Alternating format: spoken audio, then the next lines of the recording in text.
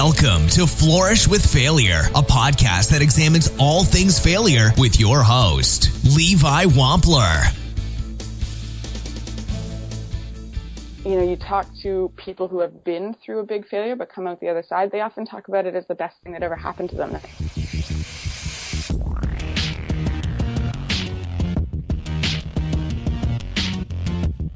Hey everybody, today we are speaking with Ashley Good. She is the CEO of Fail Forward. And Ashley, I gotta say, as I was researching you before I brought you on the show and then after you agreed to come on, I listened to some of your talks that you've done for other companies. And you had this great story of entrepreneurship being like riding a bike up a hill while trying to build the bike. And because of that, I think it'd be easier for you to kind of explain what your company is than for me to try to do it. So if you could you kind of tell us a little bit about what you do at your company? Absolutely. And as that quote that you reminded me of kind of tells you, I make it up a little bit as I go along. So explaining what I do is can be challenging, but I think at its heart, I care about how we solve our most important and complex challenges. And to me, we seem to be stuck in a kind of linear action results paradigm where we see a problem, identify a solution, kind of design that solution, implement it, and maybe if there's time and resources at the end, look back and see if it worked or not. And I just think that that's inadequate for solving our most important and complex challenges. We need a different kind of approach, a more iterative hypothesis testing approach to our most complex problems that requires a more productive relationship with failure. So how do we create space to try new things, to innovate, to create, to design all sorts of solutions, knowing that chances are none of them will work, but aspects of all of them will work, and iterate accordingly and learn from everything we do. And that was really at the heart of how and why I started Fail Forward, was to get better at solving our most important and complex challenges. I love it. So what are some of the things that you do? So if you go to a company, how do you kind of facilitate this idea of opening things up to failure? Absolutely. So I've been doing this for, 4.5 years now, I guess. So again, it has changed as I have gone along. The model I'm currently using to conceptualize how this change happens within organizations is on 3 levels. The first is starting the conversation, creating a common language for talking about failure differently, having better conversations, acknowledging that not all failures are created equally, and being able to distinguish between blameworthy and praiseworthy failures. The second step is really about building the skill of failing well. It's a skill we're not taught. It's not one we practice.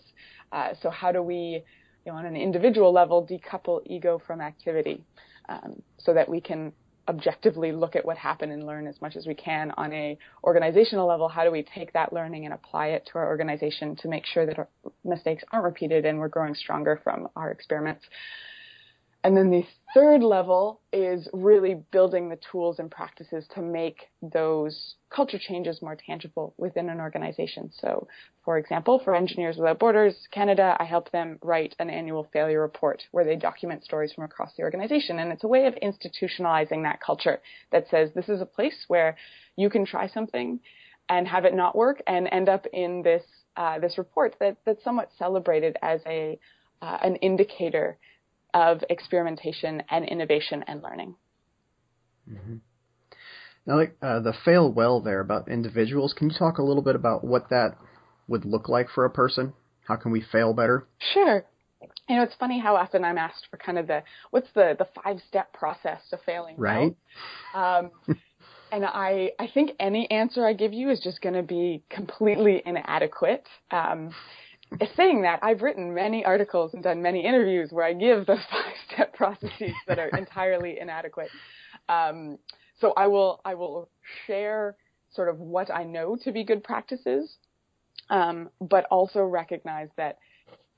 So just last week, I had what I would definitely call a blameworthy failure and watched myself try to put those practices into place and just recognize how incredibly hard it is, even when you're calm and rational and you're not in the midst of failure. It's very easy to say, yes, you should do those 5 things. But in the moment, it's much more difficult. But enough preamble. Things individuals can do. I'd say, I actually already mentioned this, I think, decoupling ego from activity, separating oneself from the failure, really trying to remove your sense of self from what happened and see it as something that happened. So saying, just because I failed doesn't mean I am a failure. Like, this is something I can learn from. It is a teachable moment, something I can grow stronger because of. Really trying to internalize the definition of failure as a teachable moment, as opposed to an assault on one's sense of self would be the first one. I'd say really striving to understand what happened. Our instinct is often going to be defensive. We want to separate ourselves from that horrible feeling of guilt and shame and regret and embarrassment and what all those other emotions that come along with it. How do we make sure that we're actually striving to understand why that happened so that we can maximize our learning? Actually, I should have mentioned this one first. Share your story. This is almost it's like your fail-safe. If you remember nothing else, it's to share your story with somebody who you trust and can kind of hold that story, because the second you say it out loud, it starts to separate you. It starts to help you separate yourself from that shame and that experience. It's probably the only thing that I can say, yeah, that actually really does work every time. You share it, it starts to feel better. And I guess the fourth idea that I might share is to figure out what comes next. So, often I'll say, yeah, take another shot. But actually, I've started to think that that's terrible advice, because often it's actually a harder decision to say, no, like this didn't work. I'm actually going to find the courage to do something else. So take another shot or not. And I guess appreciate the learning and the experience that got you to that point. So I ask everybody this, and I think that somebody that studied and thought about failure as much as you should have some answers, and you've kind of already talked about it a little bit, but what does failure mean to you? I am possibly the worst person to answer that question, which sounds ridiculous because it is my full-time job. Right. But honestly, thinking about it as much as I have, what I've come to realize is just how blurry a lot of those lines get. And what I mean by that, in that the lines get blurred, is that there are all sorts of, we have one word for describing an incredibly diverse range of experiences. So failure can be a failure of incompetence or a moral lapse, which I would say are more on the blameworthy side, or it can be the experimentation and hypothesis testing kind of failure that I've already talked about. And a failure on the blameworthy side, looks like your typical failure. On the praiseworthy side, starts to look a lot like learning and experimentation and science and success on some level. So those lines get blurred. And then on the consequences side, you talk to people who have been through a big failure but come out the other side. They often talk about it as the best thing that ever happened to them, that showed them the direction that they should take and forced them to kind of take a harder path, but the one that eventually led them to something great. So that idea that failure can actually, over time, change shape and move from a loss to a gain is really a part of how those lines have got blurred for me. So I think for me, what failure means to me has stopped being this very black and white, yes, no, right, wrong, success, failure dichotomy, but instead just acknowledging that everything we do has elements of both success and failure. And for the parts that didn't go as well, those failure parts, really trying to teach those moments, or trying to treat those parts as teachable moments. Yeah, that's kind of the answer I expected. I mean, you've thought about this a lot. Most people just say it means like this one little, they give me a quip, right? No, it's not that simple anymore. Right. No, that's kind of what we're learning. It's not black and white. It's not that easy. It's part of your success journey often, but it doesn't have to be. Yeah. There's a lot to it. Like you said, it's more than just a simple word. Exactly. Yeah. Can you tell us about, or walk us through one of your own failure stories? Oh man, it's so hard to pick just one. Right. There's always so many. Yeah. It's funny because I have, like last summer, I ran an event, this one's coming to mind because it really demonstrates that blurred line between success and failure and how hard it is. I held this event last summer. By, I'd say, most objective measures was a success. You know, we sold out, we made some money, got some good media, held a good event, all that good stuff.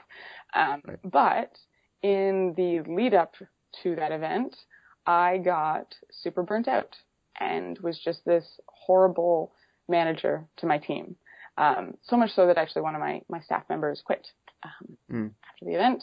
So it's, you know, it is very hard for me to think of that event and see it as a success.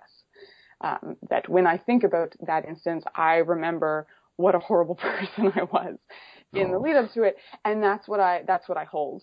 And so to me, that was a bunch of failures wrapped into one, underestimating how difficult it is to hold a big event. You know, not necessarily like creating the space that I needed to, and all sorts of other failures, but the experience was one that kind of, that shook me into, I hope, being more aware and being a better manager going forward. But again, it's so blurred because I talk about that as a failure, and the rest of my team that was involved always goes, "No, come on, Ashley, that was great." Yeah. Well, it's hard when you're the one at the helm, right? Because you kind of wear all the failures yourself. Like you kind of hold that as your own, right? Absolutely. Internalizing responsibility. I think it's kind of the definition of a leader is being willing to internalize responsibility.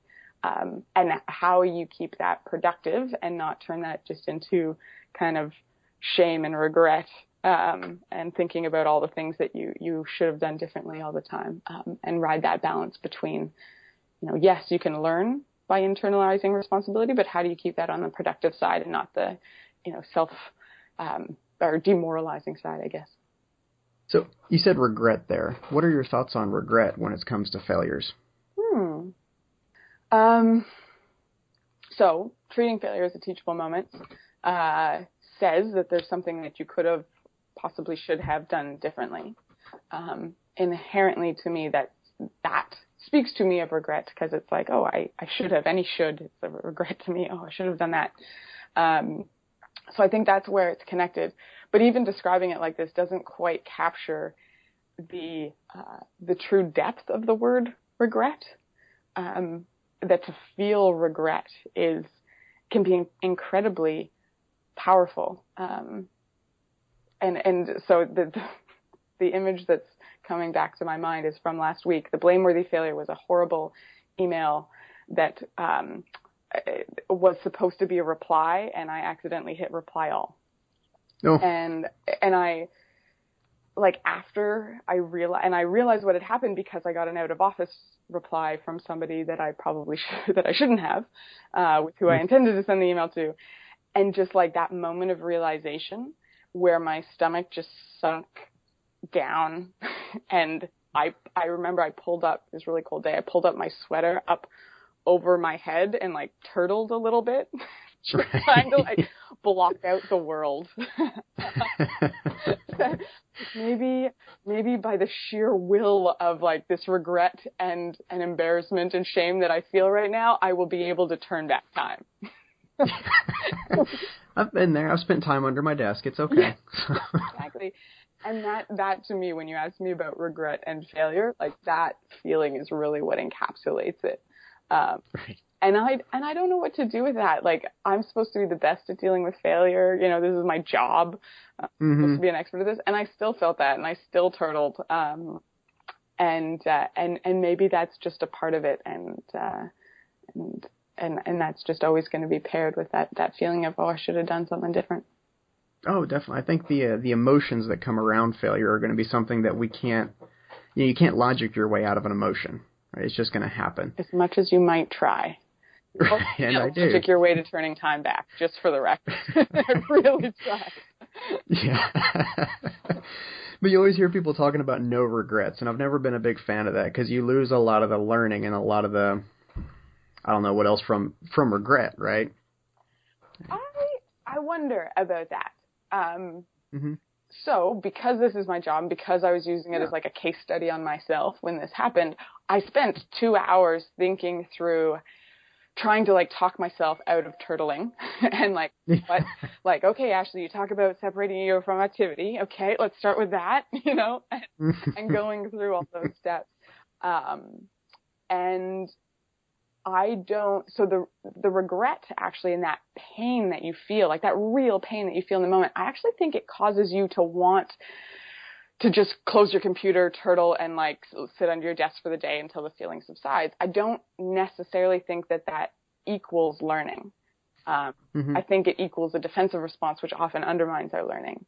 I think it takes another kind of will or self-identity around like, I have to learn from this. I have to move on from this. In addition to feeling that like, oh, there's something to learn from this, to actually maximize what we take away from failures. So you don't sit with the regret forever, feel it, and then move on and see what you're going to kind of learn from. Is that what you're saying? I think it's just how strong that pain is makes us want to distance ourselves from that experience, which is probably going to mean that we don't want to spend a lot of time dwelling on it, which means that we probably won't maximize what we learn from it until we can say, okay, like that happened. I'm going to find the courage to look back at that email and look at who I sent it to and like email them individually and apologize or whatever the proper response is. And that's much harder. Especially when you still feel that regret so strongly, because you don't want to dwell on it. You want to turtle and run. Crawl into the desk, turtle up. Yeah, I like that. See, I mean, you've given us a lot of advice, but I always ask everybody what their one piece of advice is for dealing with failure, for fear of failure, for anything like that, just to get just a little bit more from people. I think there's something to how do you start to build an identity around dealing with failure well? Because when you're calm and you're not in the midst of failure, it's very easy to say, yeah, of course I'm going to maximize my learning and talk about it and do all these great things. But when you're there, it's very hard. So I have found that by saying, look, I'm going to be someone who deals with this failure well and role models that for other people, that actually allows you to overcome that the emotional state that you're in when failure happens and deal with it better. So that would be my quite meta advice, is to try to build an identity around being the person that deals with that well. Okay, so use labeling the other way. So where your first one earlier was decoupling your ego from activity, and I love how you put things. Like, you can tell you've really thought about this. Not labeling yourself as the failure, so instead labeling yourself as the person that deals with failure before it happens. Exactly. Okay. I mean, perfect example of that. I gave a presentation for a client about dealing with feedback well, and got some really harsh feedback from the client about the session. And it was just, it was like that moment where I was like, oh, this really hurts hearing this. Okay, hold it together. Like, you are somebody that deals with failure well or feedback well. You just talked about that. Like, do that. And it became easier to learn from the very legitimate feedback that I was getting and actually use that to make the session better for the next time. So, but it took actually, and like obviously and externally creating this identity around, in that case, dealing with feedback well. Now, do you have any books that you would recommend for people about failure, or really about anything that you kind of recommend people read? So my two favorite books about failure are, the first one is called Mistakes Were Made, But Not By Me, and it's by Carol Tavris and Elliot Aronson. It's wonderful. It talks about cognitive dissonance and all sorts of good stuff. Why we respond defensively, why we want to separate ourselves from our experience, why it's so hard to learn from failure. Great book. The other one, and then it takes a very different view. It's called The Rise. It's by Sarah Lewis, and she talks about failure in terms of sport and poetry and exploration, and really takes a creative lens to the idea of failure and the role it plays in mastery. And it's a really beautiful read with a lot of great insights there as well from kind of a more creative standpoint. Well, actually, like I say, this has been a very informative talk for me. Like I say, you're the first person I've been able to speak to that has studied failure so in depth. All day, every day. Right? Like, all of us have dealt with it and felt with it and had these problems, but you actually dug in. I just want to say I really appreciate you speaking with me today. How can people get in touch with you or learn more about you online? So probably the best way is just to go to my website, failforward.org, or feel free to reach out to me on Twitter. I'm at failforward. And I'll put all that in the show notes for people. Great. So that they can find you. Fantastic. Well, thanks very much for speaking with me today. My pleasure, Levi.